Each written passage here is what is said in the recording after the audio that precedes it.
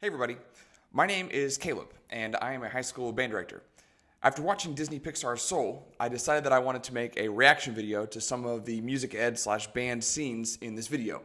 I think that Disney did a really good job of depicting what it's like to be a music teacher, and there were some areas that were kind of comical, but there's a couple clips that I want to dig into. So let's take a look at Disney Pixar's SOUL. So the first clip is the opening scene of the movie where he's struggling to teach his band class. And let's take a look right here. If we look at the board, you'd be surprised how often in like commercials or advertising or other media where like written music, there's a ton of memes in like the music world where music just gets written poorly. And you can see here that like all of the stems are going the correct direction. All of the note heads are like decently sized. Like there's a nice treble clef. Bonus points, like super like detail oriented. It's written in the top left, it says key of D flat, and you actually have like the key of D flat written over there in the key signature. And if you've ever been in like a music theory classroom or like an old school like classroom like this, you can see that the chalk down at the bottom, like the 5 lines for the chalk to make the music staff. So definitely what a real old school music room or like a public school in the inner city would look like. So absolutely on the right track.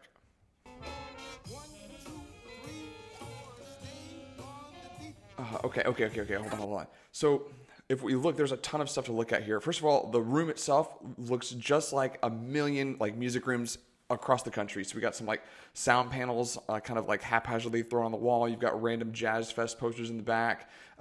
Always random like music boxes and filing cabinets. But if we look at the actual instrumentation, they did a really good job with the setup. You've got the saxophones and then the brass section behind it. But what's really weird is you got saxophone, trombone player. But then in the second row, you go trombone, saxophone. Clearly the artist knew how to set up a jazz band. I don't know why they mixed the trombone and the tenor sax player. That's really weird. Okay, if you look at the rhythm section, you've got the upright string bass. Some people might have like an electric bass. Some people have a string bass. What's kind of interesting though is in a jazz band, you've got the acoustic guitar. Yeah, I would expect to see the electric guitar, especially considering there's like an amp back there. So I don't know, weird choices, but even though they got so much right.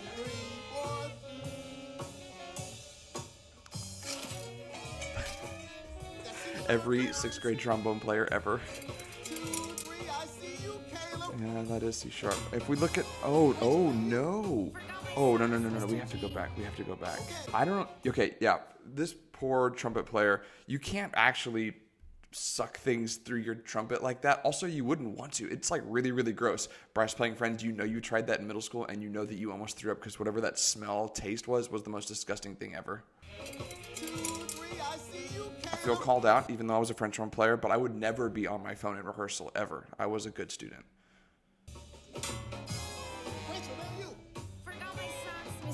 Homegirl forgot her sax. Okay, positives though. At least she's taking her instrument home, which means she might be practicing. But I would not let you sleep in my class if you forgot your instrument. Okay, she forgot her sax. That's about the right reaction. Okay, Connie. Okay, Connie with the solo. Puffin' cheeks, but whatever. It's okay. We got some good tone. Okay, yeah, well, having taught jazz band before, I can tell you that no kid wants to stand up for their solo. That is a thing that nobody wants to do, no matter how into it they get.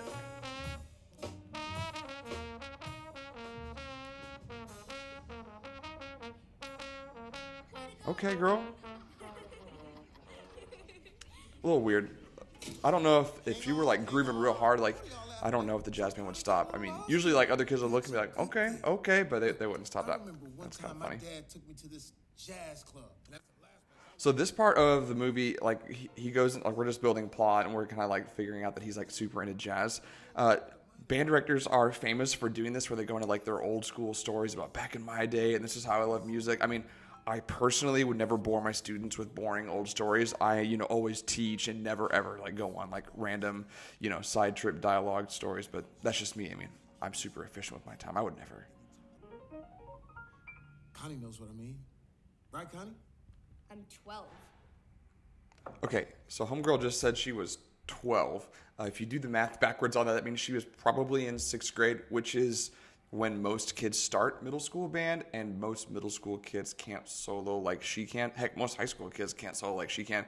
So I would say that that's probably the first like major unrealistic thing, is that I don't know of any 6th grade students that could play like that. I don't know of any 6th grade students that could like do that full jazz band thing. I don't know why they just didn't make them like 8th or 9th graders or a little bit older. It's a little weird. I'll be right back. Practice your scales. Sorry to interrupt, Mr. Gardner. Practice your scales. Like, that is a classic band director line. Just go practice your scales, because you can always practice your scales. What can I do? You can always practice your scales. I wanted to deliver the good news personally. No more part-time for you. You're now our full-time. There are a lot of music teachers and band directors and choir teachers who are part-time. Usually this happens in large schools like this. Or they'll be, you know, a full-time teacher, but they teach 1 or 2 classes at individual schools. You see that a lot with elementary music school teachers. I'm not exactly sure if it would just kind of happen like in the hallway like that. There might be a meeting or some sort of like series of emails and then a meeting. Like, this wouldn't be a surprise to him, I don't think. But whatever, we're developing plot, it's fine. Yeah, okay, so a lot of like awesome things to look at the beginning. The band setup was really good. There's the weird sax trombone thing. The music, the attention to detail on the board, like, you have no idea how happy us music teachers are to see like stems going the correct way and music to actually like be written in a correct way. Overall though, I would say that opening scene is incredibly accurate with like the look of a music room, the feel of like a middle school rehearsal with like kids kind of being distracted, a couple weird things for either like plot development or just to kind of be silly, but overall I would say they absolutely nailed it. Okay, let's look at the second clip. Mr. Gardner? It's Connie. She's here for a lesson. What do I do? I can hear you. Just tell her that you can't do it today. Okay, so a lot of musicians who are part-time or like who are trying to like scrape together freelance teaching work and performance work, they will teach lessons at their house. They'll teach lessons at their student's house. They'll teach lessons at the school. They'll basically teach wherever they can to scrape together extra cash. So that is pretty realistic. Okay, until you realize that it's Connie, the homegirl trombone player, who's like his actual student. I think that is not very realistic. I would say that the only time students knew where I lived was when I was teaching in like a really, really small town. They're clearly in like New York or Chicago or like a big city or something. So I think it's a little weird that a student would go to his house, even if, I don't know, that's a weird boundary for me. That's weird. I don't find that very realistic. Here, I quit. I think jazz is pointless. Yeah, okay. Middle school kids absolutely think that band is stupid. That is just a thing. Middle school kids, high school kids think band is stupid. I think band is stupid too sometimes. But yeah, a middle school kid just out of the blue being like, band is stupid, I want to quit. Yeah, that's... Oh, yeah, jazz is happens. definitely pointless. Hey. In fact, all of school is a waste of time. Yeah, Of same. course. Like you really got things figured out, Connie. I better give this back. It belongs to the school. Sure. You know, Yeah, so you do see that a lot. Most schools will have some set of instruments that they rent to the students. Usually it's the bigger instruments like tuba or euphonium or French horn or certainly all the percussion instruments. I will say though, when I was teaching Title I in Houston, we did have all of the instruments so that way we could rent them out to the students, because a trombone, like a beginner trombone like that, is easily $300 or $400 and a lot of families can't afford that. So most of the time schools will rent to their students for anywhere from $25, $50, $75 a year or a semester, something much more manageable than buying an instrument. I really am glad there's someone else who sees how ridiculous this place is. You're right to quit. I learned about quitting You know what, Mr. G? I was practicing this one thing yesterday, Yeah. and maybe you can listen to it and tell me to quit after. Okay, look at Lily first of all. Okay.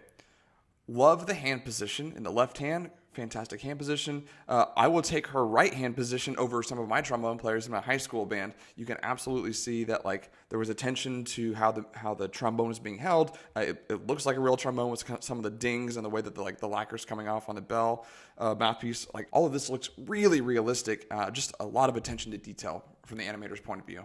Okay? Okay. Yeah, you can, if you're like a real music, if you're a musician, you can tell that that's like not a 12-year-old playing. I mean, I get why no one wants to listen to 12-year-olds play. I'm just kidding, middle school kids. I want to listen to you play. You're wonderful and fantastic, but you don't sound like that. Yeah. So you go back the ba-da-da-da-da. You can tell like they're going down the slide, like really realistic. You can tell that the animator's not just like moving to random slide positions. They're even going to the actual different slide positions. There's certain spaces on the trombone where like they're supposed to go for their notes. And you can tell that the animators talk to actual trombone players to get all of this right. It looks like they're even getting the right slide positions.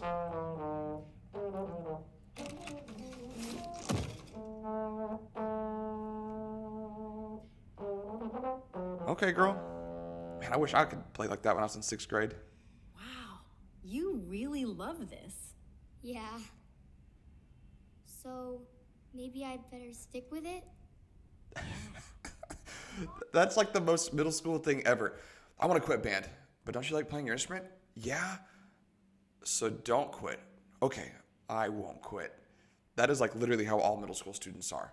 High school kids are a different breed, but middle school kids, like, you just tell them that they like playing their instrument and then they won't quit in most cases. All right, let's look at the third clip. You play 100 shows and one of them is killer. You don't get many like tonight. Yeah. So, what happens next? We come back tomorrow night and do it all again. What's wrong, Teach? It's just, I've been waiting on this day for my entire life. I thought I'd feel different. I heard this story about a fish. He swims up to this older fish and says, I'm trying to find this thing they call the ocean. The ocean, says the older fish, that's what you're in right now. This, says the young fish, this is water. What I want is the ocean. See you tomorrow. Man, that sentiment is so true for tons of professional musicians who work.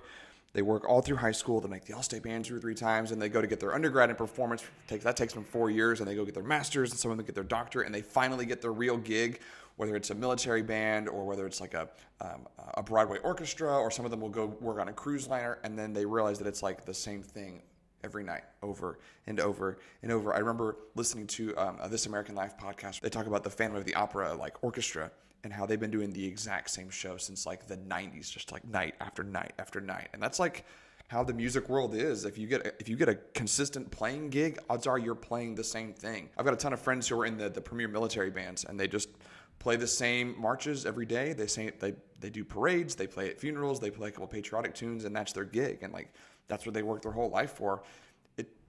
It can be a little jarring to realize that like the gig that you want isn't playing new sets all over the place. It's just playing like the same things over and over and over again, but you're at least playing. That's interesting. I'm glad they put that in there. It's pretty realistic, and it's a thing that happens to a lot of professional musicians once they get their gig. And the last clip, I will say there are major spoilers in this, so if you haven't seen this, you probably shouldn't watch the clip yet. But Joe, this means you won't get to... It's okay. I already did. Now it's your turn.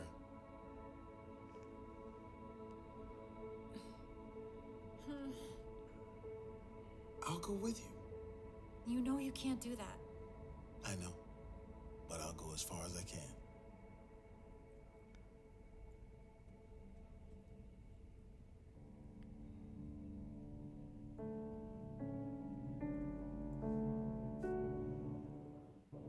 Man, this is such a nice teacher moment where I hope that like the main character figures out that he likes actually being a teacher.